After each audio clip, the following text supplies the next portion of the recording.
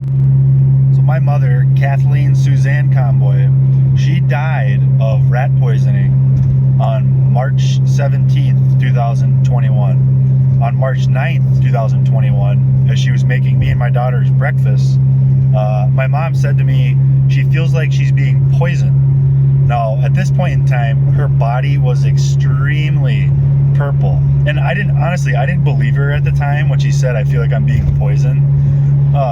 For starters, I couldn't believe somebody like my dad, who I was best friends with, I coached 3 sports with, could poison his own wife. Okay, so now keep that in mind. Now it's been almost 4 years since the murder of my mother. She still does not have a memorial stone or a gravestone. Okay, she was supposed to be buried, tomb and casket, next to my dad, as they told us children, and she was cremated in under 48 hours. Now my dad's 2 dead dogs, actually 3 of them, Rocky, Callie, and Winston, within a day of the dog dying, he got them memorial stones and put them in the yard. Okay, so why does my dad's dead dogs have memorial stones and my mother doesn't? Well, if you haven't figured this out by now, my dad is in a cult called the Masons and Stones. Okay, it's this all boys cult. They're mostly inside churches, police departments, courthouses. They're all walks of life, really. But he's in the 6-6 club, and there's a lot of guys in this club that like to go to these lodges to see underage girls.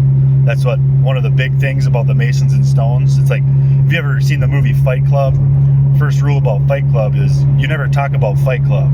So my mom found all this stuff out, that my dad was in a secret cult called the Masons and Stones. Okay, so that is the reason why she doesn't deserve a memorial stone. It's because she reported one of the Masons and Stones pedos, my dad. Okay, and that's why she was poisoned. Okay, now my dad stated on court transcript that he's never purchased rat poison tablets in his life.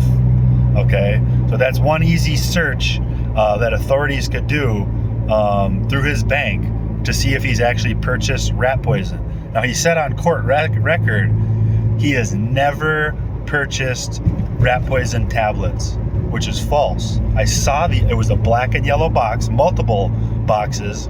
One was tipped over on the garage shoe shelf where he got out of the car every morning to bring my mom coffee. And he put rat poison tablets in my mother's coffee for 2 weeks leading up to her death. Okay. Now Paul Larson, he's the officer that never questioned my dad about the manner of death, because Judge Lutz asked my dad on court transcript, did police officers ever question you about the manner of death? And he replied, no. Okay, but somehow Paul Larson knew what my mother died of.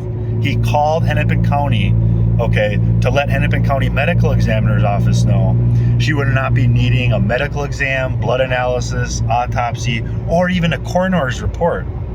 Now, my dad told everybody that he knew that my mom died in her sleep of a heart attack or a ruptured aorta. Okay? Now, just go look up how many people die in their sleep due to heart attacks. Okay? Now, there's many other red flags, but what made me start investigating my mother's murder was I found her ashes. Again, she's supposed to be buried tomb and casket with a stone. Okay, I found her ashes behind a box of adult diapers in my old bedroom. They're behind a box of adult diapers. And that is the day I started investigating my own mother's death. Now, I've done more investigating as a private citizen than police officers did on the day of her death. Okay, so keep that in mind.